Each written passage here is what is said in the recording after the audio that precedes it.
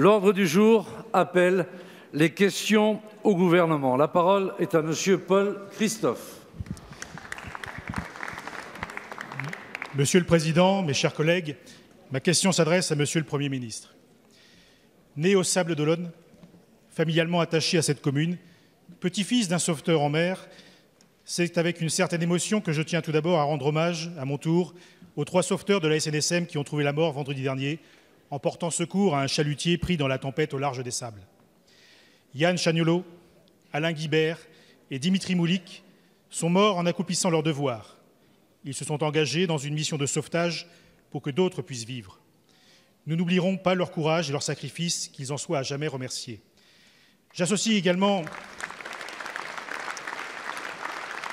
à cet hommage leurs 4 compagnons d'équipage qui ont pu être secourus, mais resteront à jamais marqués par ce drame. Ces 3 sauveteurs ont été faits chevaliers dans l'Ordre national de la Légion d'honneur à titre posthume. J'ai une pensée très émue pour leurs familles et pour leurs collègues, qui pleurent aujourd'hui la perte d'un enfant, d'un mari, d'un père ou d'un ami. La douleur de leur absence demeurera pour ces enfants qui grandiront désormais sans père.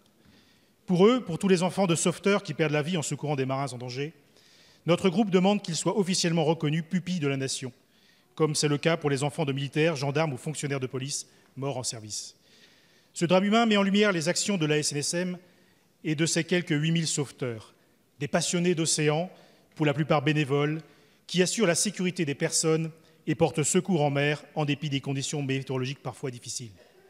Actuellement, le financement de la SNSM repose sur la générosité et la confiance des donateurs privés, pour près de 80% de leurs ressources. Celles-ci leur permettent notamment de renouveler ou de maintenir en parfait état la flotte de sauvetage, condition essentielle au bon accomplissement de leur mission. Aussi, Monsieur le Premier ministre, puisque devant le dévouement de ces bénévoles, nous devons nous aussi d'être à la hauteur. Quelles perspectives financières l'État entend-il offrir à la SNSM pour lui permettre de poursuivre ses activités avec toute la célérité nécessaire? Je vous en remercie. Merci, cher collègue. La parole est à Monsieur François de Rugy, ministre d'État, ministre de la Transition écologique et solidaire.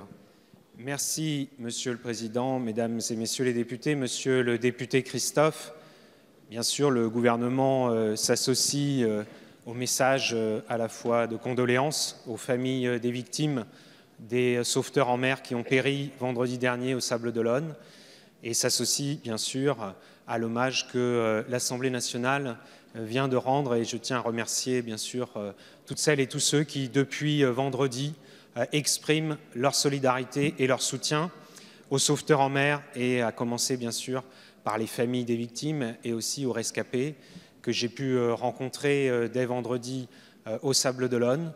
Je crois qu'il faut redire qu'ils n'ont écouté que leur courage, bien sûr, quand ils ont pris la mer, comme ils le font tous les jours, toute l'année, par tous les temps, pour porter secours, parfois à de simples bateaux tombés en panne, mais aussi souvent à des marins qui sont en danger, et ils n'hésitent pas à s'engager au péril de leur vie. Et le drame de vendredi vient nous rappeler que cette formule n'est pas qu'une formule. C'est une dure réalité, et nous devons toutes et tous l'avoir en tête quand nous parlons du sauvetage en mer en France.